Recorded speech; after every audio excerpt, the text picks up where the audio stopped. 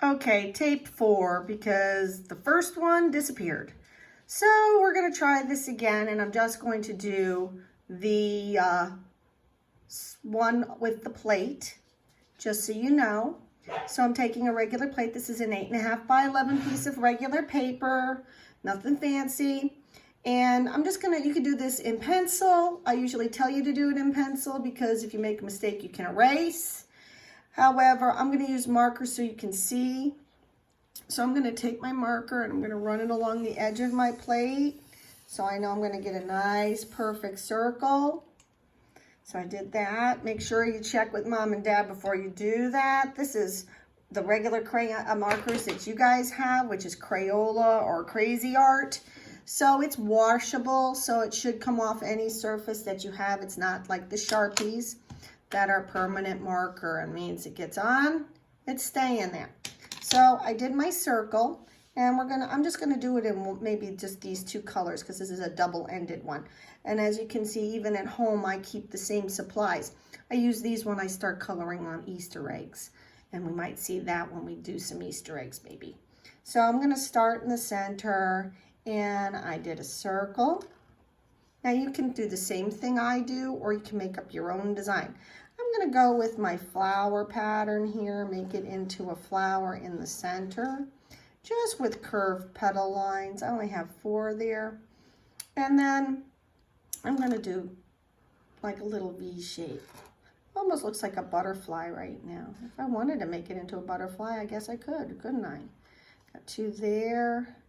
Remember, if it's a butterfly, what's on one side is on the other. Top and bottom don't really matter, as long as side to side matches. So I'm gonna go ahead and do that. Maybe I'll add some stripes in here, checkers better even. Give it some real different kinds of things. So we wanna make sure, you know, the generic I love you hearts we can throw in here, and I'm gonna put a circle in between. Now remember, your paper is not stapled down, so you can go ahead and turn your paper. So you can see that the pattern is already starting to build on this. I'm gonna go ahead and I'm gonna do this, link it, jump it to the circle, jump it to the next circle, jump it to the next circle, and finally finish it off like that.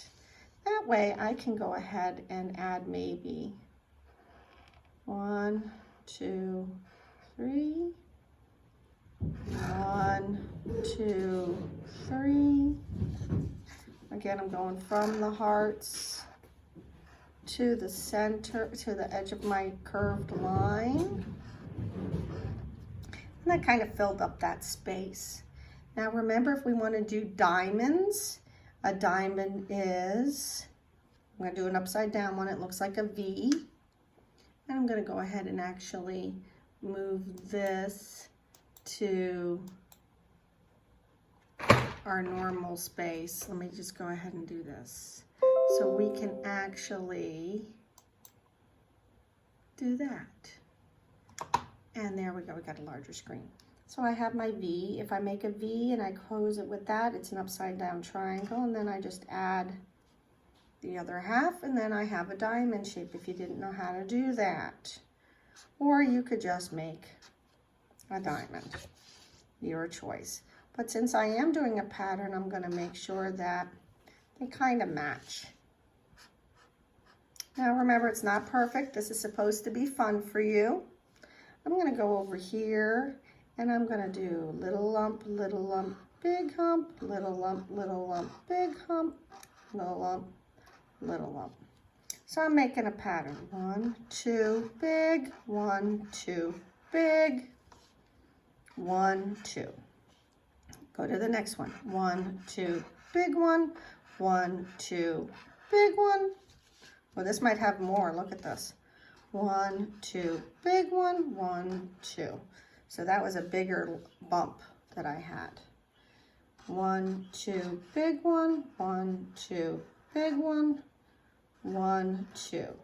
So we're slowly building out to the outside. Again, repeating our patterns over and over again. So maybe I'll go ahead and add a circle on the top of each of these. Sort of like that king's crown one we saw in the pattern book. So we have our circles, and then maybe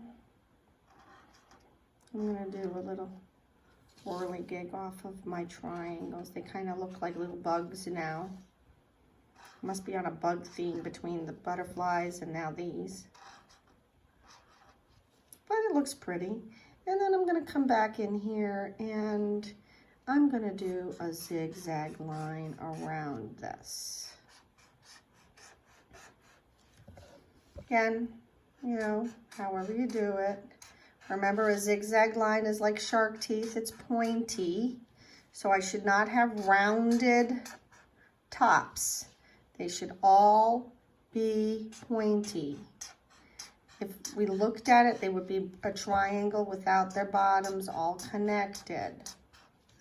So no round stuff, because that is not then a zigzag line. That would be then a wavy line. And then do your best to try to connect it. So Sarah, there we go. We've filled the whole paper. You want to try your best. And what we'll do from here is make sure that you put your name on the bottom. I'll go here. I'm going to put mine here. Make sure you put your name on the bottom. Put your teacher. Okay, so I know who it is. All right, and that's a wrap. Talk to you next time.